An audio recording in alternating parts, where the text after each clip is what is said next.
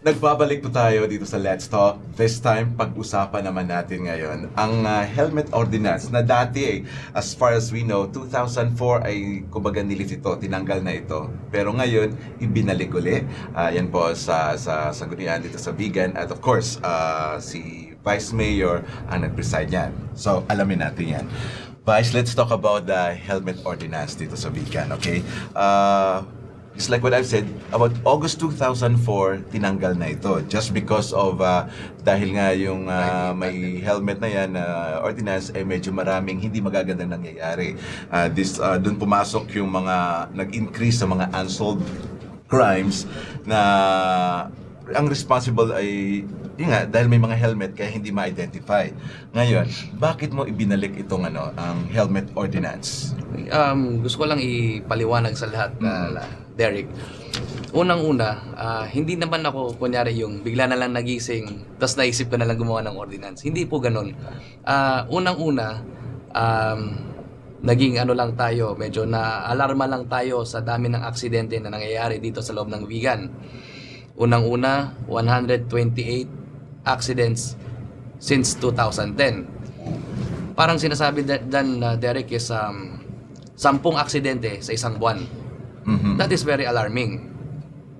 So ngayon, as a politician, syempre, kailangan natin tingnan yung welfare or yung safety ng tao. Mm-hmm. So yun, ginather naman natin yung mga datas, nagbigay rin yung mga doktor, na mga head injuries, ang dami, mga 22 to 24 head injuries na ginagamot ng mga doktor. Ngayon, lahat yan, nakuha ko sa datas. Okay. Kaya naisip ko rin na sana, kung pwede, ibalik ko yung helmet ordinance. Kasi sa dami ng na-aksidente at sa dami na rin na namamatay. So yun yung rason bakit ko ginawa to. Okay. Ang nagtataka lang daw sila, second reading pa lang sa sanggunian ay naaprubahan. Bakit ganun kabilis? Para bang, bakit ganun kabilis daw? Well, direct to, para na naman maliwanagan na naman lahat. Mm-hmm. Ang second reading, nagvo-vote kami kung ipapasa yan sa third and final reading. Okay. So yun yung ibig sabihin na nung nag-vote sila or kami, is para maipasa sa third and final reading. Mm-hmm. Kasi doon sa second reading, doon pumapasok yung debate. Mm-hmm. Diyan i-debate yung helmet ordinance, yung pros and cons.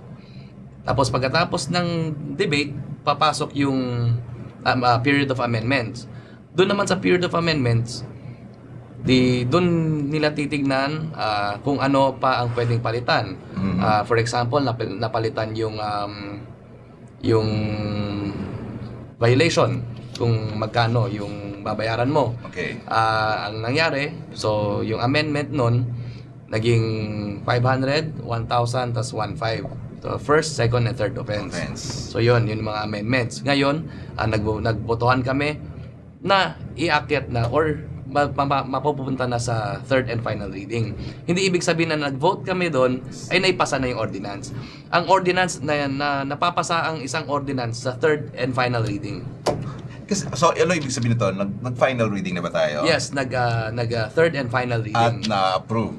Na-approve sa council. Okay. Ngayon, na kay mayor na kung i-implement ito o hindi. Mm-hmm. So ngayon Derek, gusto ko na naman iabot sa mga tao, lalo na mga tao dito sa Vigan, dahil medyo hindi na rin ako nakakatulog or naguguluhan na rin ako dahil nga ang dami na nagsasabi yung ayaw na naman nila yung helmet ordinance.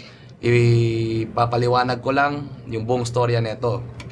Unang-una, nung naisip ko tong ordinance na to, nagpa-public hearing tayo.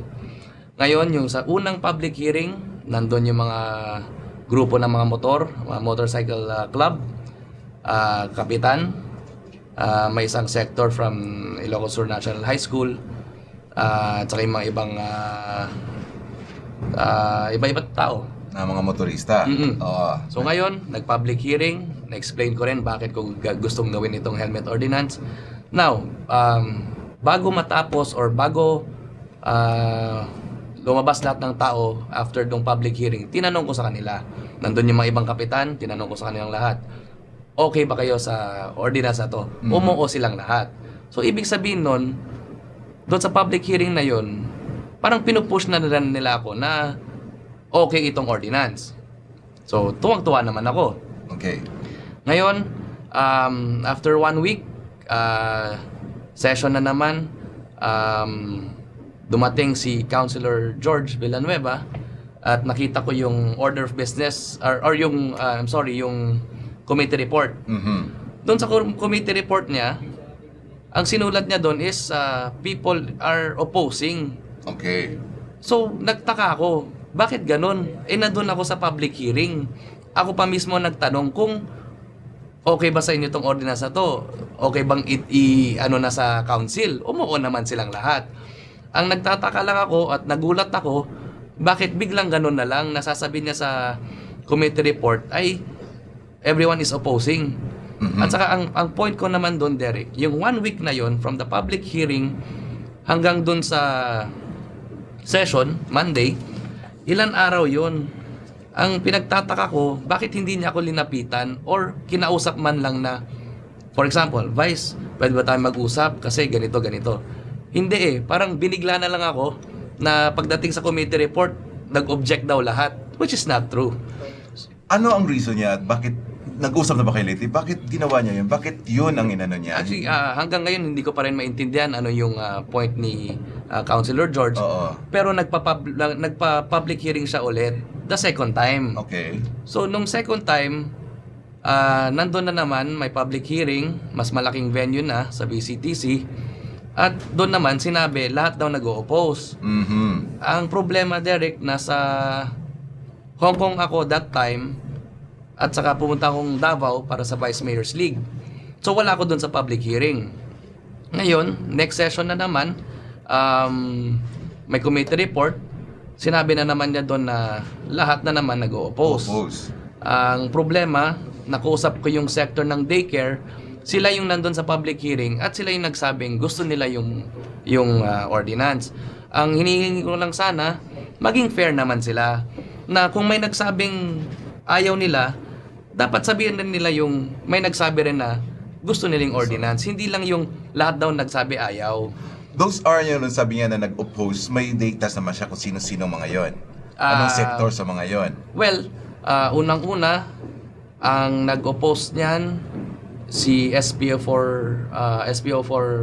Quebral sa Public Safety Office. Yun yung mga nakalagay dun sa committee report niya. Okay, ito ganito Vice para at least maya-maya maliwanagan ni sila.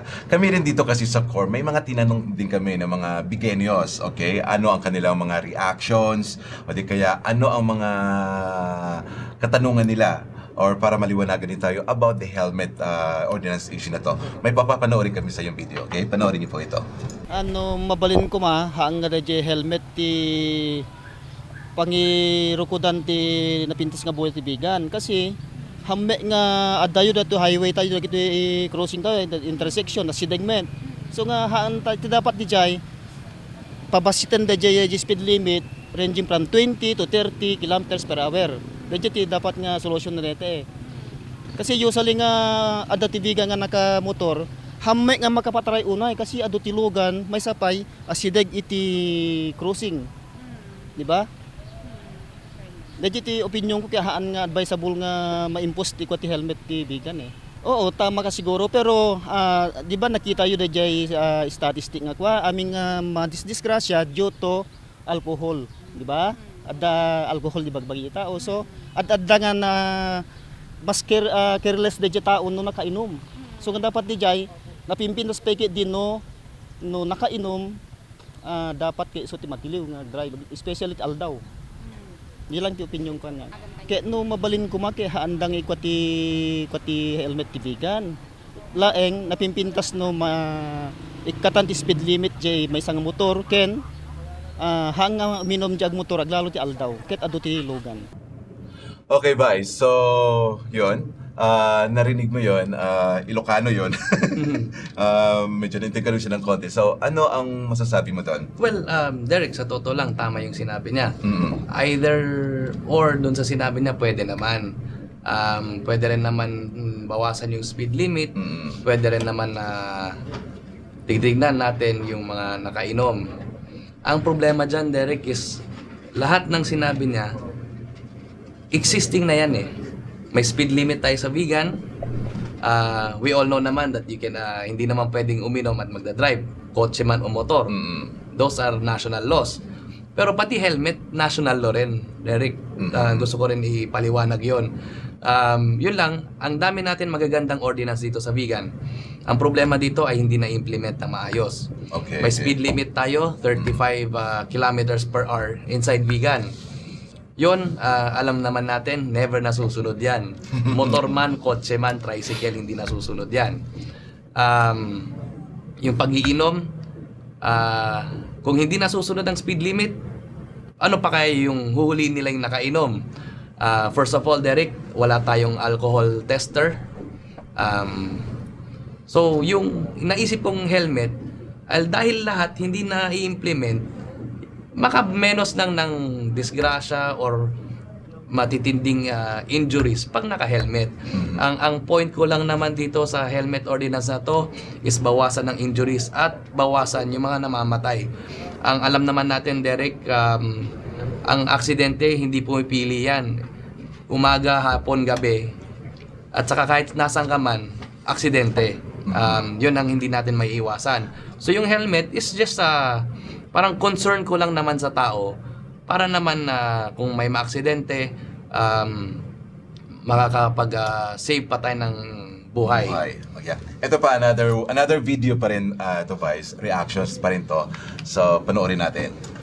Para kanyak ko maser ke maya met ti kwa panagusar ti helmet no highway ngem no dito ko mabigan kasla gamin ko no tagabigan ka tapos no dita laing mapangkalat at tindaan ke ag helmet ka palaing kasla nagkwa gamin nga kuwain day sir ke di siya nga bilang sir no mabalin jak kumama umanamong ti helmet kuma sir oray da logang ko kuma sir apay nga implementaryo met ti helmet ordinance ket hamet nga national highway dito uneg ti bigan. Okay, so yun, concern niya, yung tipong, pagkaintindi ko, yung tipong siya may motor din siya, na maliit lang naman daw ang vegan, pupunta lang siya, bibili ng sa kabilang kanto, at kung pwede raw, bakit na-implement ang helmet ordinance, hindi naman highway ang vegan. First, ang nakikita ko, Derek, parang ang rason na lang is discomfort. Which, yun, naintindihan ko naman. Ako, isang rider ako. Minsan pag naka-helmet talaga, mainit. So yun na lang ang nakikita kong mga rason. At saka yung sa highway naman, Vice Mayor ako ng Vigan City. Hindi naman akong board member na pwedeng magpa-implement sa highway lang. So yun. At saka finally, ang helmet law, national law na yan, hindi ibig sabihin highway lang or ano. Lahat po ng lahat ng lugar o kalye ng Pilipinas, naka-helmet ka. Yun ang national law natin. Okay, isa pang final video natin. Panoorin natin to, Vice. Good side na kuya, to prevent the totally damage from head.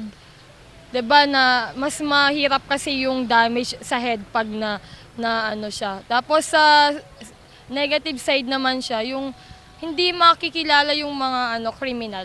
Mahirap silang ma-identify. Tatanungin ko po kung ano yung reason niya, bakit yung helmet ordinance na yun. Pag good yung reason niya, for sa mga veganos naman, for good naman, syempre papayag ako, susunod ako sa rules na yun. Syempre. Yan, so, ni-state niya, good side, bad side. Which is also true kasi nga para malimitahan niya ang damage kasi pag disgrasya sa motor, alam mo ba, ako rin kasi nanonotice ko parating grabe ang motorsiklo dito sa Bigan. Sabi nga ng mga kaibigan ko, grabe ang motor dito sa Bigan, ano? Sabi niya, at na-amaze pa sila, mga babae nagmumotor pa, mga ganon. At hindi lang ako yun, maliliit pa nga eh. So, yun, ano masasabi mo doon sa video na yan? Well, tinanong niya kanina kung ano yung reason Reason ko bakit talaga, ko oo. Well, as I said kanina, ang main reason ko lang dito, Derek, is to lessen injuries, head injuries, lessen ang fatalities. Alam naman natin na madami nang namamatay at na aksidente, at yung injuries nila sa ulo, grabe. Meron yung muka, ulo, lahat. So yun ang iniiwasan natin. At saka yun naman ang reason ko lang dito, Derek. Wala nang iba. Gusto ko lang mabawasan ang aksidente, gusto ko lang mabawasan ang mga namamatay sa motor. Okay, so this is for vegan, right? Ang ordinansang ito. So what about yung mga taga-ibang lugar na papasok sa vegan? Iyon talaga. So every time na hindi ka taga-vegan, pagpapasok ka sa loob ng vegan, kailangan ka ba mag-helmet? Yan ba ang ordinansa na yan? Yes, Pasok ko Derek. yan? Ganon na ganon yung ordinance. At saka gusto ko rin mag-comment dun sa sinabi niya kanina tungkol dun sa riding in tandem. Hindi na daw makikita yung muka. Oo. Alam naman natin, Derek, minsan pag pumapatay sila, wala na silang pakialam. Hindi naman nila tinatakpan yung muka. At karamihan naman na shooting incidents dito sa vegan, alam naman natin hindi sila naka-helmet. At kung naka-helmet man, yun ay talagang gagawin nila, Derek, dahil sino naman killer ang gustong ipakita yung identity nila. Naka-helmet man yan, naka-sombrero, naka-bonnet, naka-hood, lahat gagawin nila yan. Ang magandang gawin natin dyan, Derek, magpaano tayo ng police visibility. Yes. Second, ang witness, kung may nakita siya, kailangan niyang lumabas at sabihin kung ano nakita niya. Third, Derek, kung may makikita man tayo na shooting, hindi lang naman yung mukha ang pwede nating tignan eh. Pwede rin natin tignan yung motor. Anong kulay ng motor? Anong itsura ng motor? Yung helmet, anong kulay ng helmet? Yun, lahat yun. Anong kulay ng damit? Lahat yun, Derek, pwede natin isulat. Doon magsisimula yung investigasyon. Para makatulong, sabihin nila lahat yun. Hindi lang yung dahil riding tandem na siya, naka-helmet, hindi na makita yung muka, wala na ibang paraan para ma-pag-alang o ma-identify yung isang killer. Nandyan, motor, damit, lahat nandyan. So, may Vice, itong helmet ordinance na to, hindi lang driver, kaya pati pa rin yung Yes. kaangkas niya, kailangan naka-helmet yan. You know what, gusto ko lang sa lawag, ano yung helmet dun. So, kaso nga lang, hindi kaya, ang ano kasi concern ng iba dito is, magmamahal na naman ang pagbebenta ng helmet, isa na yon. At, people will take advantage nga. At yun nga, pero nasabi mo na rin na baka kasi bumalik ulit yung mga dating crime na yan. Sa lawag kasi, ang ano nila sa helmet, parang may numero para at least madaling ma-identify. Kung sakasakali mong may masasamang loob, di kaya mas maganda rin na actually registration. Kaso nga lang, magre-reklamo na naman talaga tayo na kasi dagdag na naman gastos yan. Pero it works, no? Kasi kung may numero yung helmet mo na naka-register sa LTO, alam na. Kung walang number yung helmet mo, yun, so pwede mo na tawagan yan. Actually, Derek, open rin naman ako sa suggestion yan. Even before, may nakapagsabi na rin sa akin yan, which I was open naman talaga. Ngayon, nagsalita rin si Governor Chavit tungkol dito sa helmet ordinance. Hindi ko lang alam yung exact words niya, pero sabi niya baka i-reconsider ng city government. Ang sabi pa niya, wag lang kaming sisisihin kung may na-aksidente. So, with that statement of our governor, napag-isipan ko na rin, Derek, kung ano man ang mangyari sa ordinance na to, may pasaman, then good. Pag hindi, tanggap ko. Siguro ito na lang yung mag-i-inspire sa akin para gumawa na naman ng isang mas magandang ordinance, at siguro hindi na ganun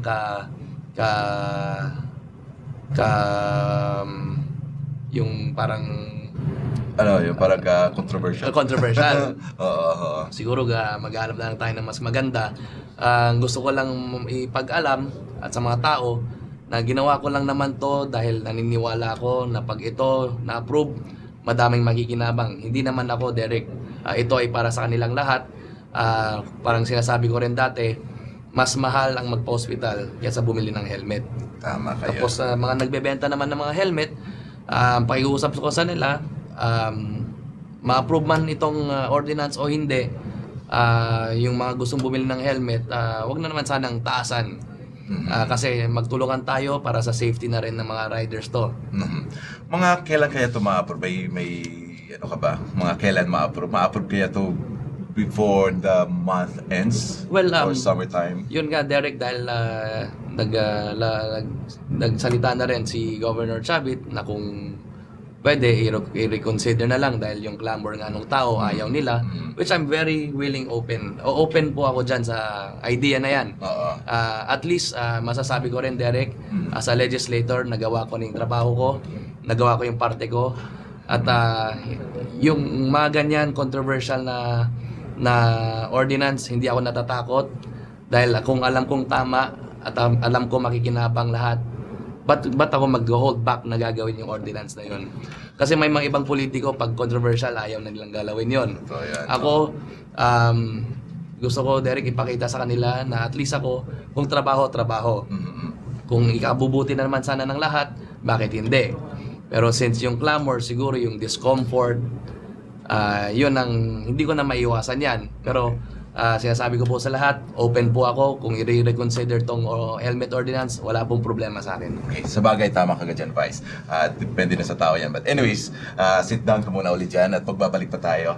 Mga kaibigan, sa pagbabalik po ng Let's Talk, makakasama pa rin po natin si Vice Mayor Ryan Singson at pag-usapan pa rin natin ang mga iba't ibang issue na pinupukol sa kanya at siyempre yung mga haka-haka na ating mga naririnig. Yan po sa pagbabalik ng Let's Talk.